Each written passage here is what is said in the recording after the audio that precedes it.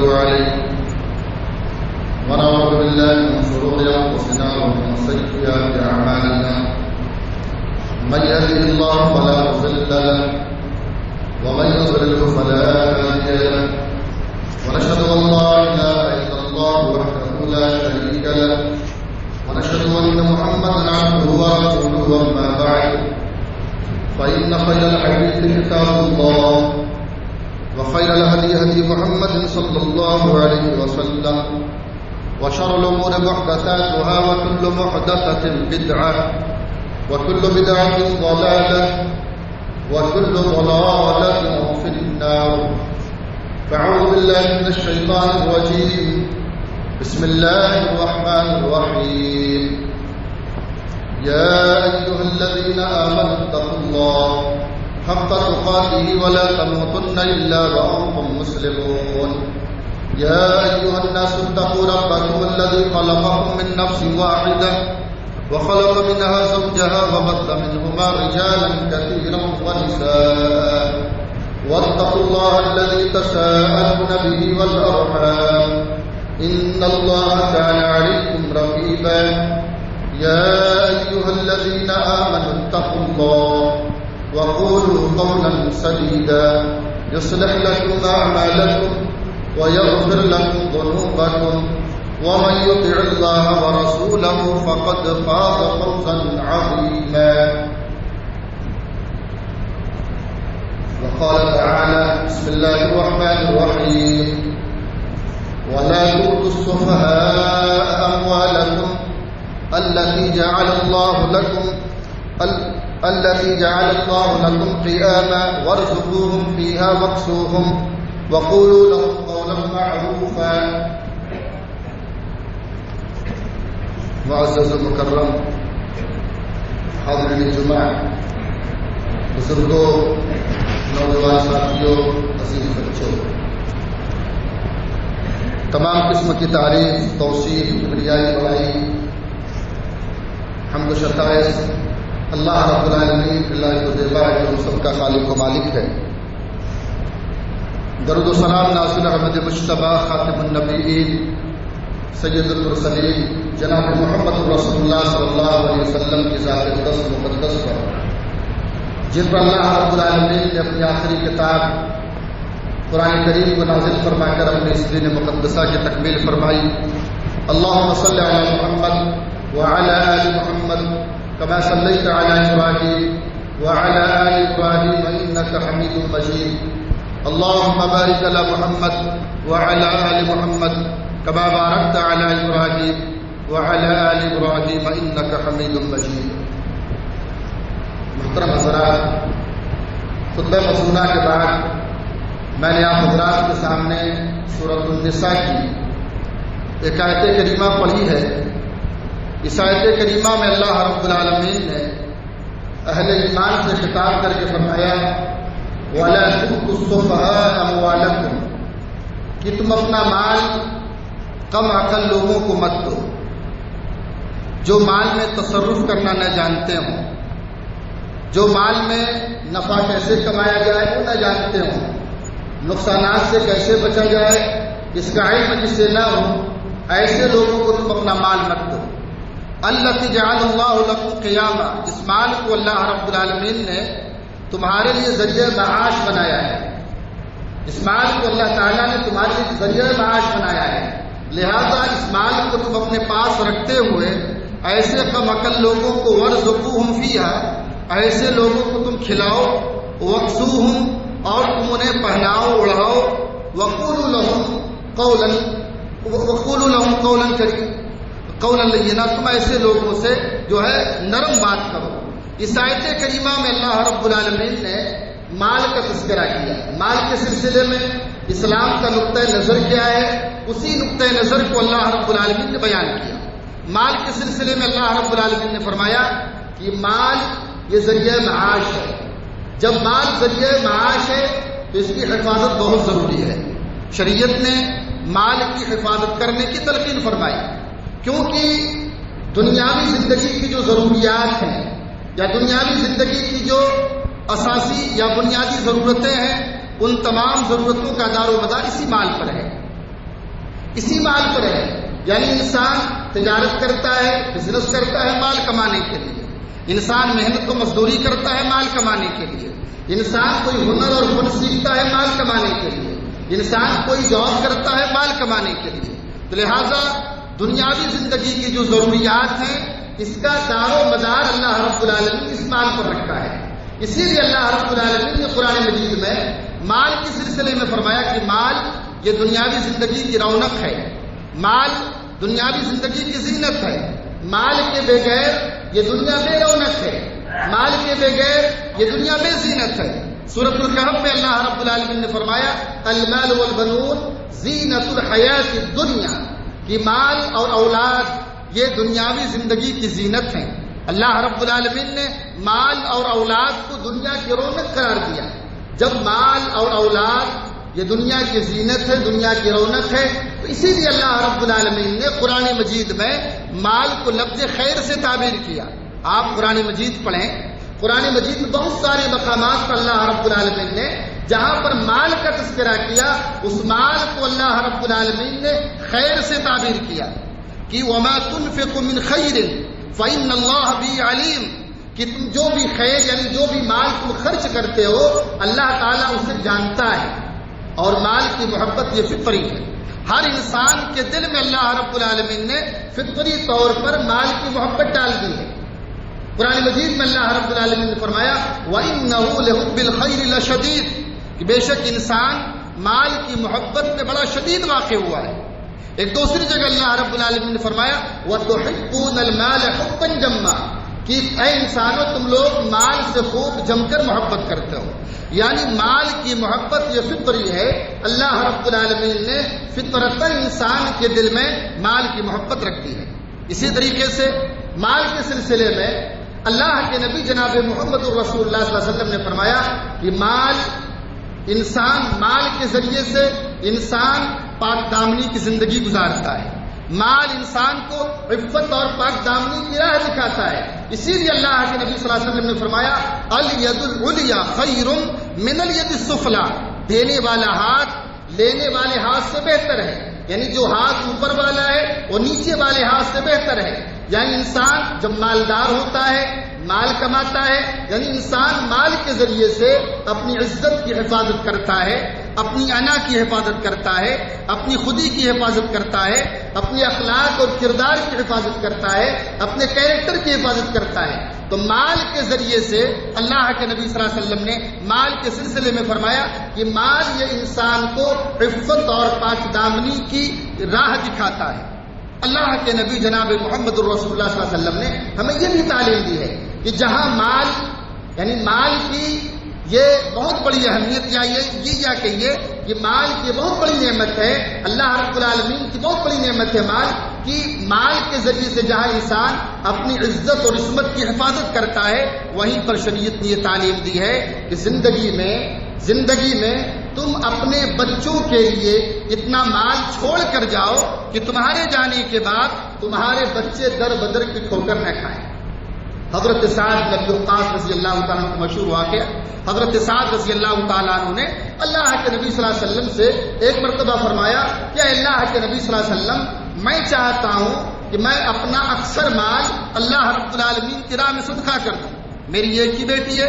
تو اللہ کے نبی صلی اللہ علیہ وسلم نے حضرت سعد سے فرمایا کہ نہیں، تم اپنے مال کا 1/3 حصہ اللہ رب العالمین کی راہ میں صدقہ کرو. اور اس کے بعد اللہ کے نبی صلی اللہ علیہ وسلم نے حضرت سعد بن ابی وقاص رضی اللہ تعالیٰ عنہ سے فرمایا کہ جو ہے نبی کریم صلی اللہ علیہ وسلم نے فرمایا کہ ان تذر ورثتک اغنیاء خیر ان تذرهم عالة یتکففون الناس. آپ نے فرمایا کہ تم اپنی آل اور اولاد کو، اپنے بچوں کو اس دنیا سے جاتی ہوئے بے نیاز چھوڑو، بہتر ہے اس سے کہ تم انہیں کنگال کر کے جاؤ کہ تمہارے جانے کے بعد وہ در بدر ٹھوکریں کھائیں، لوگوں کے سامنے ہاتھ پھیلاتے پھریں. اللہ کے نبی صلی اللہ علیہ وسلم نے وہ یہ تعلیم دی، یہ میسج دیا کہ ہم اس دنیا سے جانے سے پہلے اپنے بچوں کے لیے اتنا مال چھوڑ کر جائیں کہ ہمارے جانے کے بعد ہمارے بچے در بدر کی ٹھوکریں نہ کھائیں، ادھر ادھر ہاتھ نہ پھیلائیں.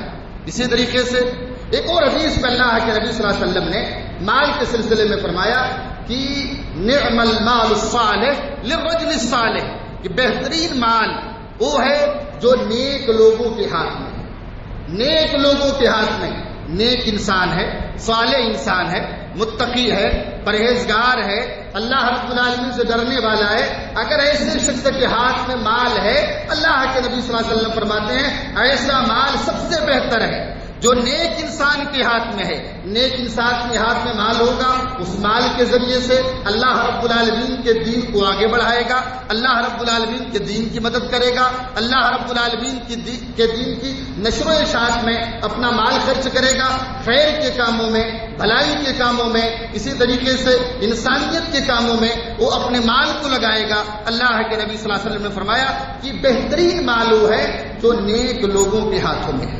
اسی طریقے سے قرآن مجید میں اللہ رب العالمین نے مال کے سلسلے میں دو بنیادی نظریات کا تذکرہ کیا۔ مال کو لے کر ایک کافر کی سوچ کیا ہوتی ہے اور مال کو لے کر ایک مومن کی سوچ کیا ہوتی ہے۔ مال کے سلسلے میں کافرانہ اور منافقانہ سوچ کیا ہے اور مال کے سلسلے میں ایک مومنانہ سوچ کیا ہے۔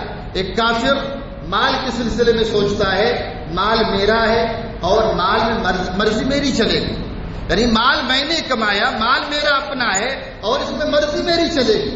لیکن ایک مومنانہ سوچ یہ ہے کہ مال یہ اللہ رب العالمین کی امانت ہے، مال یہ اللہ رب العالمین کی امانت ہے۔ اللہ رب العالمین نے مال جیسی نعمت سے نوازا، یہ اللہ رب العالمین کا کرم ہے، یہ اللہ رب العالمین کا احسان ہے۔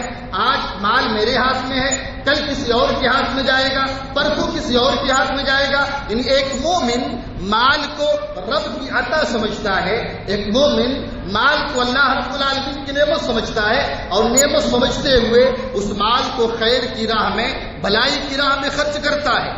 اور ایک کافر یہ سوچتا ہے مال میرا ہے اور مرضی میری ہے، میں جیسے چاہوں گا کماؤں گا اور میں جیسے چاہوں گا جو ہے خرچ کروں گا۔ لیکن شریعت نے مال کمانے کے سلسلے میں ایک مومن کو پابند بنایا کہ حلال طریقے سے مال کماؤ، وہ طریقہ اپناؤ جو حلال ہو، حلال ذریعے معاش اختیار کرو، حرام ذریعے معاش سے اپنے آپ کو بچاؤ۔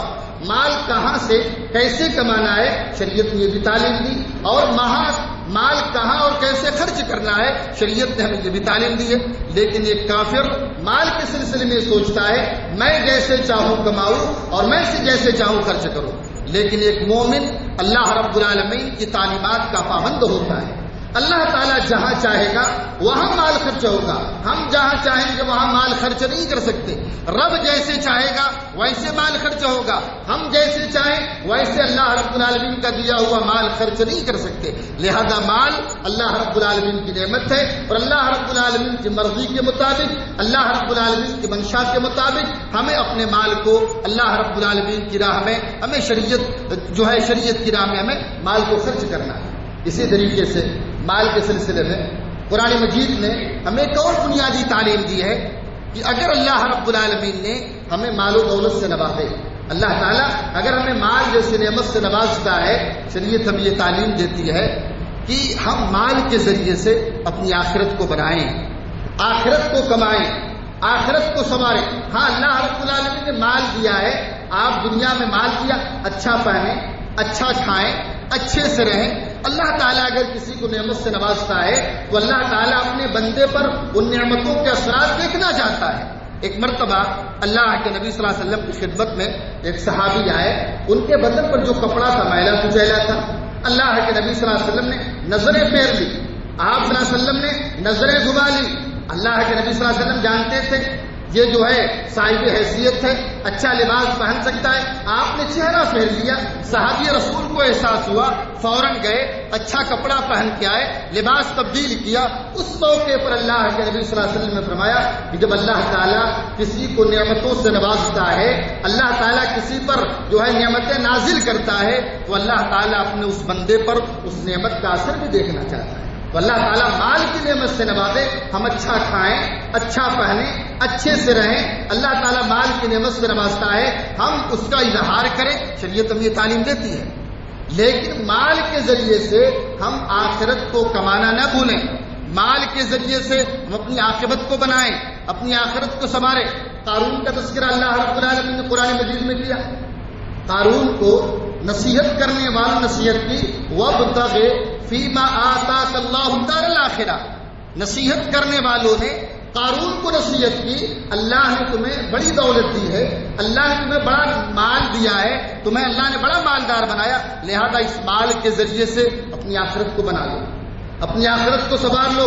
اللہ نے مال دیا، وَأَحْسِنْ كَمَا أَحْسَنَ اللَّهُ إِلَيْكَ، اللہ رب العالمین کے بندوں پر احسان کرو جس طریقے سے اللہ رب العالمین نے تمہیں مال دے کر احسان کیا ہے۔ تو مال کے سلسلے میں اگر اللہ تعالیٰ ہمیں مال و دولت سے نوازتا ہے، اللہ کی راہ میں خرچ کر کے سماج اور معاشرے میں جو غریب طبقہ ہے، جو غریب ہیں، مسکین ہیں، لاچار ہیں، مجبور ہیں، ایسے لوگوں کی ہم مدد کریں، ایسے لوگوں کی مدد کر کے ہم اپنی آخرت کو سنواریں۔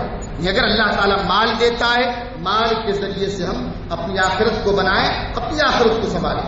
اسی طریقے سے مال کے سلسلے میں اللہ کے نبی صلی اللہ علیہ وسلم نے بھی فرمایا، دیکھیں مال یہ اللہ رب العالمین کی بہت بڑی نعمت ہے، اور جو مال اللہ رب العالمین کی راہ میں خرچ ہوتا ہے، جو لوگ اللہ رب العالمین کی راہ میں اللہ رب العالمین کا دیا ہوا مال خرچ کرتے ہیں، ایسے لوگ بڑے نصیبے والے ہیں، ایسے لوگ بڑے سعادت مند ہیں، اور ایسے لوگوں پر رشک کرنے کی تلقین کی گئی۔ اللہ کے نبی صلی اللہ علیہ وسلم فرماتے ہیں کہ دو چیزیں ایسی ہیں جن پر رشک کرنا جائز ہے، دو لوگوں پر رشک کرنا جائز ہے۔ ایک تو شریعت کا علم، قرآن کا علم، نبی کریم صلی اللہ علیہ وسلم کی حدیثوں کا علم، جو لوگ کتاب و سنت کا علم سیکھتے ہیں، ایسے لوگوں پر رشک کرنا جائز ہے۔ کاش ہم بھی حاصل کرتے کتنا اچھا ہوتا۔ اور ایک وہ شخص ہے جن کو اللہ نے مال سے نوازا، اور وہ بندہ اللہ کا دیا ہوا مال اللہ رب العالمین کی راہ میں خرچ کرتا ہے، اللہ رب العالمین کی راہ میں لگاتا ہے، اللہ کے دین کی مدد کرتا ہے، تو اللہ کے نبی صلی اللہ علیہ وسلم فرماتے ہیں ایسے شخص پر رشک کرنا جائز ہے، عش کرنا جائز ہے۔ ایسا انسان بڑے نصیبے والا ہے، بڑا خوش قسمت ہے، بڑا سعادت مند ہے، جس کو اللہ نے مال دیا اور اس مال کے ذریعے سے اللہ کی رضا حاصل کرتا ہے، اللہ رب العالمین کا تقرب حاصل کرتا ہے، اللہ رب العالمین کا دیا ہوا مال اللہ کی راہ میں خرچ کر کے اللہ رب العالمین کی محبت حاصل کرتا ہے۔ ایسا انسان یقیناً بڑے نصیبے والا ہے۔ اسی طریقے سے مال کے سلسلے میں ایک اور چیز قرآن مجید نے بیان کی، جہاں مال یہ اللہ رب العالمین کی بہت بڑی نعمت ہے، وہیں پر مال کو شریعت نے بہت بڑا فتنہ قرار دیا۔ اگر مال ہم حلال طریقے سے کمائیں، حلال ذریعے معاش اختیار کریں، جائز طریقے سے مال کمائیں، تو ایسا مال ہمارے حق میں اللہ رب العالمین کی بہت بڑی نعمت ہے۔ لیکن اگر ہم یہی مال حرام طریقے سے کمائیں، ناجائز راستوں سے کمائیں، غلط راستوں سے کمائیں، یہ مال ہمارے حق میں وبال بن جائے گا۔ قرآن مجید میں ایسے لوگوں کے سلسلے میں اللہ نے فرمایا کہ وَاعْلَمُوا أَنَّمَا أَمْوَالُكُمْ وَأَوْلَادُكُمْ فِتْنَةٌ، لوگوں جان لو بے شک تمہارا مال اور تمہاری اولاد یہ فتنہ ہے۔ جب مال کسی کے پاس آتا ہے، مال تنہا نہیں آتا، مال کے ساتھ بہت ساری آزمائشیں آتی ہیں، بہت ساری امتحانات آتے ہیں۔ مال جب انسان کو ملتا ہے، مال تنہا نہیں آتا، بہت ساری پریشانیاں، بہت ساری آزمائشیں لے کر آتا ہے۔ لہذا جب بھی مال ملے، مال کے ذریعے سے ہم اللہ رب العالمین کا تقرب حاصل کریں، مال ایسی جگہ خرچ کریں جہاں اللہ رب العالمین نے خرچ کرنے کا حکم دیا، تب جا کر ہم مال کے فتنوں سے بچ سکتے ہیں۔ ایک مرتبہ اللہ کے نبی صلی اللہ علیہ وسلم نے اس امت کے فیوچر کے تعلق سے آپ صلی اللہ علیہ وسلم نے بیان فرمایا کہ اس امت کے مستقبل کے حوالے سے آپ نے فرمایا مجھے تمہارے فقر و فاقہ کا ڈر نہیں، بلکہ مجھے ڈر اس بات کا ہے کہ تمہارے اوپر دنیا کے خزانے کھول دیے جائیں۔ جس طریقے سے تم سے پہلے امتوں پر دنیا کے خزانے کھول دیے گئے، خزانے کے دروازے کھول دیے گئے، لوگ منافست کرنے لگے، مسابقت کرنے لگے، ایک دوسرے سے آگے بڑھنے کی کوشش کرنے لگے، وہ ہلاک ہو گئے۔ کہیں ایسا نہ ہو کہ تم بھی اصول مال کے سلسلے میں، مال کمانے کے سلسلے میں، مال حاصل کرنے کے سلسلے میں کہیں تم بھی مناسبت نہ کرنے لگو، مسابقت نہ کرنے لگو، اور کہیں تم ہلاک نہ ہو جاؤ۔ یہ خدشہ اللہ کے نبی صلی اللہ علیہ وسلم نے ظاہر کیا اس امت کے مستقبل کے حوالے سے۔ اور آج دیکھیے موجودہ دور میں اپنی آنکھوں سے دیکھتے کتنے لوگ ایسے ہیں، بزنس کرتے ہیں، تجارت کرتے ہیں، جاب کرتے ہیں، نوکری کرتے ہیں، کوئی پیشہ اختیار کرتے ہیں مال کمانے کے لیے، مال جمع کرنے کے لیے، لیکن بہت سارے ایسے آپ کو ملیں گے وہ بزنس اور تجارت تو کرتے ہیں لیکن اللہ رب العالمین کے ذکر سے غافل ہو جاتے ہیں۔ نماز کا وقت کب ہوا کب چلا گیا، ہم اپنی تجارت مصروف ہیں، ہم اپنی دکان پر بیٹھے ہوئے ہیں، ہم اپنے کام میں لگے ہوئے ہیں، لیکن مسجد سے اذان آتی ہے حی علی الصلاۃ حی علی الفلاح، آؤ نماز کی طرف، آؤ کامیابی کی طرف۔ اذان کے کلمات ہمارے کانوں سے ٹکراتے ہیں، ہم اپنے کام میں لگے ہوتے ہیں، اپنی تجارت میں مصروف ہوتے ہیں، لیکن ہم تھوڑا وقت نہیں نکالتے اللہ رب العالمین کی بندگی کے لیے، اللہ رب العالمین کی عبادت کے لیے۔ لہذا ضرورت اس بات کی ہے کہ ہم اللہ رب العالمین کی بندگی کرتے ہوئے، رب کی عبادت کرتے ہوئے، اللہ رب العالمین کی عبادت کرتے ہوئے ہم مال کمائیں، بزنس کرو۔ شریعت نے جو ہے بزنس کرنے سے، تجارت کرنے سے شریعت نے منع نہیں کیا، لیکن جب نماز کا وقت ہو جائے، عبادت کا وقت ہو جائے، آپ اللہ رب العالمین کی بندگی کے لیے نماز کے آپ وقت نکالیے، آپ وقت نکالیے۔ اللہ رب دیکھیے ہمارے مقدر میں اللہ رب العالمین نے جتنا رزق لکھا ہے ہمیں اتنا رزق مل کر رہے گا، جتنا رزق ہمارے مقدر میں لکھا اللہ رب العالمین نے اتنا رزق ہمیں مل کر رہے گا۔ یہاں تک اللہ کے نبی صلی اللہ علیہ وسلم نے فرمایا کہ اللہ تعالیٰ نے اگر تمہارے مقدر میں ایک لقمہ لکھا ہوا ہے، وہ لقمہ کھائے بغیر تمہیں موت نہیں آئے گی۔ جس طریقے سے موت ہر انسان کے پیچھے لگی ہوئی اسی طریقے سے انسان کا رزق انسان کے پیچھے لگا ہوا ہے۔ لہذا ہمیں چاہیے اللہ رب العالمین کی بندگی کرتے ہوئے، اس کی عبادت کرتے ہوئے ہم مال کمائیں، بزنس کریں، تجارت کریں، کام کریں، زراعت کریں، جاب کریں، اللہ رب العالمین کی بندگی کرتے ہوئے، ورنہ یہ مال ہمارے لیے بہت بڑا فتنہ بن جائے گا، بہت بڑی آزمائش بن جائے گی۔ لہذا مال کے فتنے سے اگر ہمیں بچنا ہے تو اللہ رب العالمین کی عبادت کرتے ہوئے، اور مال کی شکر گزاری یہ ہے کہ اللہ رب العالمین کی راہ میں، خیر کے راستے میں، بھلائی کے راستے میں اللہ رب العالمین کا دیا ہوا مال ہم خرچ کریں۔ مال کے سلسلے میں اللہ کے نبی صلی اللہ علیہ وسلم نے دو باتیں بیان کی۔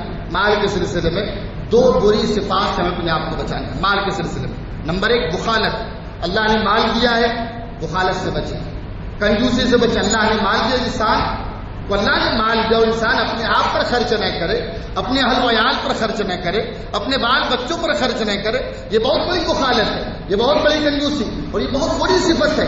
اللہ کے نبی صلی اللہ علیہ وسلم قرآن مجید میں اللہ رب العالمین نے نبی کریم جناب محمد الرسول اللہ صلی اللہ علیہ وسلم نے بے شمار احادیث میں بخالت کی، کنجوسی کی، آپ صلی اللہ علیہ وسلم نے مذمت بیان کی۔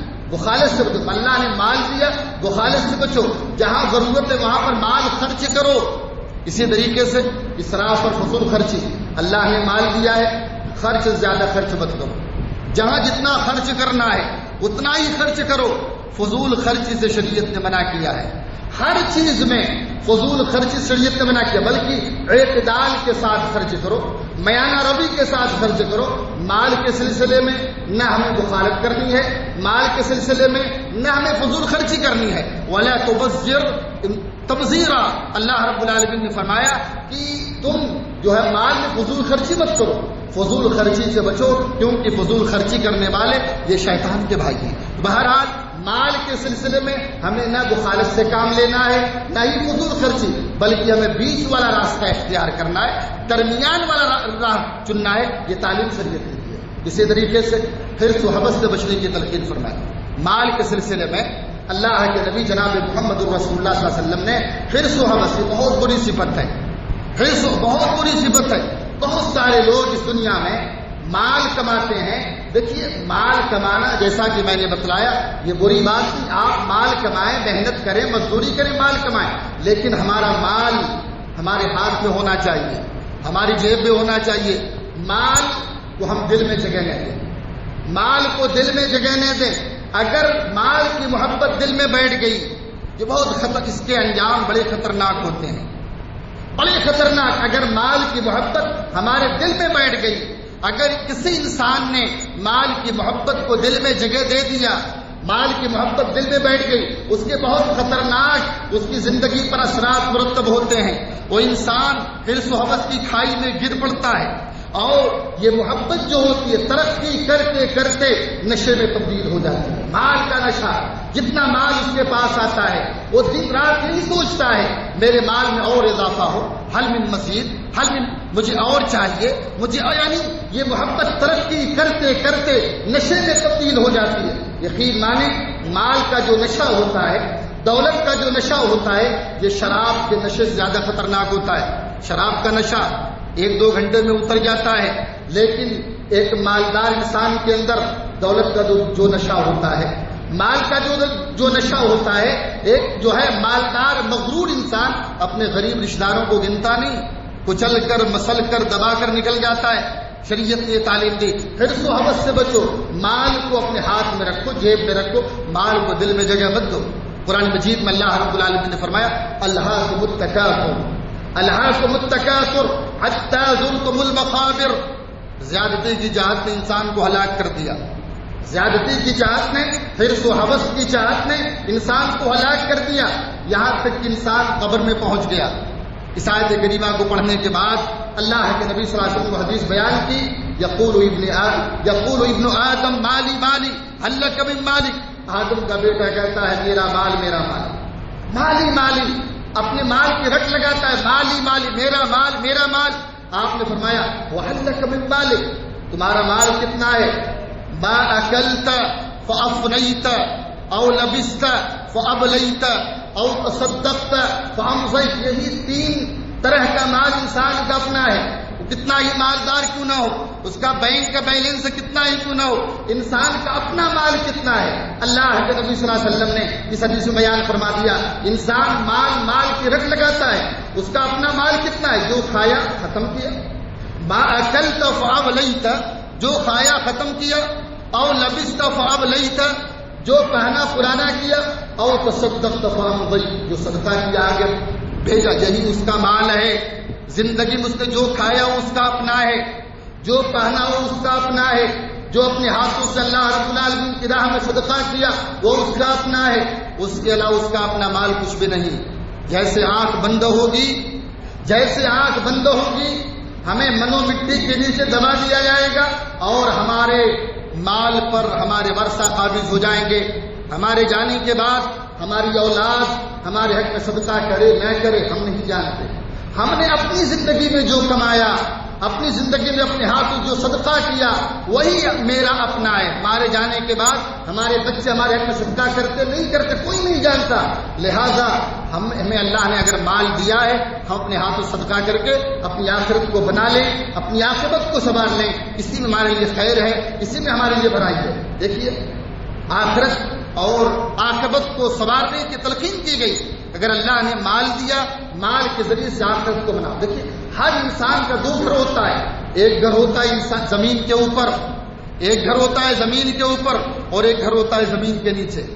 زمین کے اوپر جو گھر ہوتا ہے اس گھر کو انسان اپنی آرزوؤں اور اپنی تمناؤں کے مطابق تعمیر کرتا ہے، بہتر سے بہتر بناتا ہے، اچھی سے اچھی فیسلٹی وہاں پر مہیا کرتا ہے۔ اس گھر کے لیے محنت، اس میں انسان کتنے سال رہنا ہے، کتنے سال انسان رہے گا، 60 سال 70 سال، اس گھر کی انسان فکر کرتا ہے اور اس گھر کو بنانے میں حلال و حرام کے درمیان تمیز نہیں کرتا، جائز و ناجائز کے درمیان فرق نہیں کرتا، پیسہ ہو کیسا ہو انسان فکر نہیں کرتا، حلال طریقے سے کما رہا ہے حرام طریقے سے کما رہا ہے۔ اس گھر کو بنانے کے لیے جس گھر میں انسان کتنے سال 60 سے 70 سال رہے گا، لیکن جو زمین کے نیچے ہے جس میں انسان کو صدیاں گزارنی ہے اس گھر کی انسان فکر نہیں کرتا، قبر کی انسان فکر نہیں کرتا، اس میں انسان کو صدیاں وہ گھر بھی سنورے گا، وہ گھر بھی بنے گا نیک اعمال سے، اعمال صالحہ سے۔ اللہ نے مال دیا، اللہ کی راہ میں مال خرچ کر کے جو ہے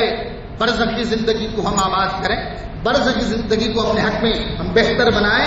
اللہ نے مال دیا، مال کو فتنہ نہ بننے دیں، بلکہ مال اللہ رب العالمین کی بہت بڑی نعمت ہے، اللہ رب العالمین کی بہت بڑی جو ہے رحمت ہے، اور یہ مال اللہ رب العالمین کا فضل ہے، اللہ رب العالمین کرم ہے۔ لہذا اس مال کے ذریعے سے ہم اللہ رب العالمین کی رضا حاصل کریں، اللہ کی خوشنودی حاصل کریں، اللہ رب العالمین کا تقرب حاصل کریں، یعنی اللہ رب العالمین کے اللہ کی زمین پر اللہ کے جو کمزور بندے ہیں مجبور بندے ہیں ایسے بندوں پر ہم مال خرچ کر کے اللہ رب العالمین کا تقرب حاصل کریں۔ آخر میں اللہ رب العالمین سے دعا ہے بار الہ ہمیں مال کے ذریعے سے اپنی رضا حاصل کرنے کی توفیق عطا فرما، اللہ تعالی ہمیں مال کے فتنوں سے بچنے کی توفیق عطا فرما، اللہ تبارک و تعالی مال کے ذریعے سے ہم اپنی آخرت کو سنوارنے بہتر بنانے کی توفیق عطا فرما، اللہ ہمیں کتاب سنت کی تعلیمات کے مطابق زندگی گزارنے کی آمین۔